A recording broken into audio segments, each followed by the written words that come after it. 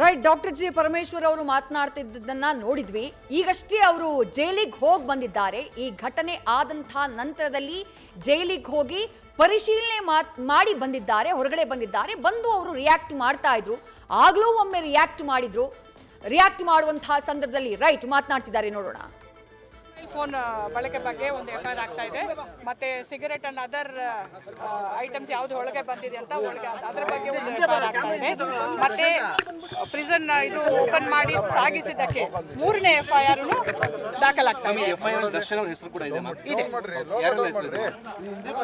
Once the FIR is large, you will get to know all the details. ಇದೆಲ್ಲ ಇದೆ, including prison officers ಮತ್ತು ಯಾರ್ಯಾರು ಅವ್ರು ಬಳಕೆ ಮಾಡಿದ್ದಾರೆ ಅವರ ಹೆಸರು ಇದೆ. ನಮಗೆ ಮೇಲ್ನೋಟಕ್ಕೆ ಕಾಣಿಸಿದ್ದು ಇದೆ. ಅದಕ್ಕೋಸ್ಕರ ಮತ್ತೆ ಒಂದು ಸೀನಿಯರ್ IPS ಅಧಿಕಾರಿಗಳಿಂದ ಒಂದು ತನಿಖೆ ಆಗತ್ತೆ. ಅದಾದ ನಂತರ ಎಲ್ಲ ಮಾಹಿತಿಗಳನ್ನು ಬರುತ್ತೆ. ಆವಾಗ ನಿಮಗೆ ವಿಷಯ ಅದರ ಬಗ್ಗೆ ಇಲ್ಲ.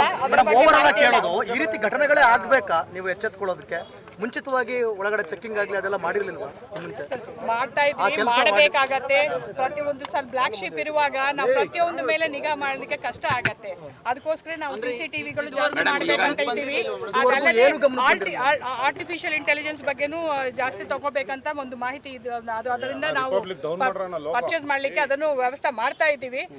ಟೆಕ್ನಾಲಜಿಕಲ್ ಇದು ಇದ್ರೆ ನಮ್ಗೆ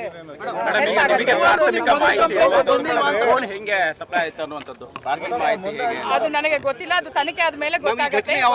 ಡೀಟೇಲ್ ತನಿಖೆ ಬೇಕಾಗತ್ತೆ. ಅದಕ್ಕೋಸ್ಕರನೇ ಪೊಲೀಸ್ ತನಿಖೆ ಆಗಬೇಕು ಅಂತ.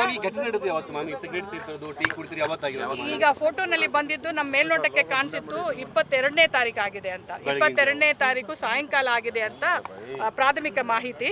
ಅದು ಪೂರ್ತಿ ತನಿಖೆ ಆದ ನಂತರ ವಿ ವಿಲ್ ಗಿವ್ ಶೇರ್. ಇದುವರೆಗೂ ನಿಮ್ಗೆ ಮಾಹಿತಿ ಬಂದೇ ಇರಲಿಲ್ಲ, ಒಂದ್ಸರಿನೂ ಕಂಪ್ಲೇಂಟ್ ಬಂದೇ ಇರಲಿಲ್ಲ ವಿಚಾರವಾಗಿ? ಇತರೆ ಖಂಡಿತವಾಗಿ ತಗೊಳ್ತಾ ಇದೀವಿ. ನಮ್ಮ ಮಾಹಿತಿ ಬಂದಿದೆ. CCTV ಮಾನಿಟರಿಂಗ್ ಮಾಡೋದ್ರಲ್ಲಿ ಲ್ಯಾಪ್ಸಸ್ ಆಗಿದೆ, ಖಂಡಿತ ಆಗಿದೆ. ಅದರಲ್ಲಿ ಪ್ರತಿಯೊಂದು ಡಿಪಾರ್ಟ್ಮೆಂಟ್ ನಲ್ಲಿ ಒಳ್ಳೆಯ ಅಧಿಕಾರಿಗಳು ಇರ್ತಾರೆ, ಕೆಲವು ಅಧಿಕಾರಿಗಳು ತಪ್ಪು ಮಾಡೋರು ಇರ್ತಾರೆ. ತಪ್ಪು ಮಾಡುವ ಅಧಿಕಾರಿಗಳನ್ನು ಸರಿ ಮಾಡುವ ನಿಟ್ಟಿನಲ್ಲಿ ನಾವು ಕ್ರಮ ವಹಿಸ್ತಾ ಇದ್ದೀವಿ. ಅದು ನಾವು we are discussing about that. ಮುಂದಿನ ಅದು ಆ ತರ ಯೋಚನೆ ಬಂದ ನಂತರ ಮಾತಾಡ್ತೀವಿ. ಇವಾಗ ಬಂದಿದೆ ಅಂತ ಹೇಳಿದ್ರೆ ಹಿಂದೆ ಕೂಡ ಬಹುತೇಕ ಪ್ರಕರಣಗಳು ಇದೇ ರೀತಿಯಾಗಿ ಅಂದ್ರೆ ಜೈಲಿನಲ್ಲಿ ಕೇಕ್ ಕಟ್ ಮಾಡಿರುವಂತ ಉದಾಹರಣೆಗಳನ್ನು ಈ ತರ ಆಗಿರುವಾಗೆಲ್ಲ ನಾವು ಆಕ್ಷನ್ ತಗೊಳ್ತಾ ಇದೀವಿ. ಖಂಡಿತ ಇದೊಂದು ಇದರಲ್ಲಿ ಅವನಿಗೆ ಗನ್ ರೀತಿ ಒಂದು ಕೇಕ್ ಬರ್ತ್ಡೇಗೆ ಯಾವಾಗ ಮಾಹಿತಿ ಇರುವಾಗೆಲ್ಲ ನಾವು ಆಕ್ಷನ್ ಡೆಫಿನೆಟ್ಲಿ ತಗೊಳ್ತೀವಿ. ಅದರಲ್ಲಿ ಎರಡು ಮಾತುಗಳಿಲ್ಲ. ಇದರಲ್ಲಿ ನಾವು we are committed to enforce the rules of the prison. ಸರ್ಕಾರನೂ ಇದನ್ನು ತುಂಬಾ ಗಂಭೀರವಾಗಿ ತಗೊಂಡಿದೆ. ಆಕ್ಷನ್, ಸೀರಿಯಸ್ ಆಕ್ಷನ್ ಖಂಡಿತವಾಗಿ ಆಗತ್ತೆ. ಇನ್ನು ಮುಂದೆ ತಡೆ ಮಾಡ್ಲಿಕ್ಕೂ ಸ್ಟ್ರಾಂಗ್ ಆಕ್ಷನ್ ತಗೊಳ್ತೇವೆ ಅಂತ ನಿಮ್ಗೆ ಹೇಳ್ತಾ ಸಜ್ಜೆ ಕೈದಿಗಳ ತರ ಟ್ರೀಟ್ ಮಾಡ್ತೀರಾ? ಅಂದ್ರೆ ಒಂದು ಪರಪ್ಪನ ಅಗ್ರಹಾರನಲ್ಲಿ convict block separate, under trial block separate ಅಂತ ಮಾಡಬೇಕು ಅಂತ ಪ್ರಪೋಸಲ್ ಆಲ್ರೆಡಿ ಕಳಿಸಿದೀವಿ. ಸರ್ಕಾರ ಗಮನದಲ್ಲಿದೆ.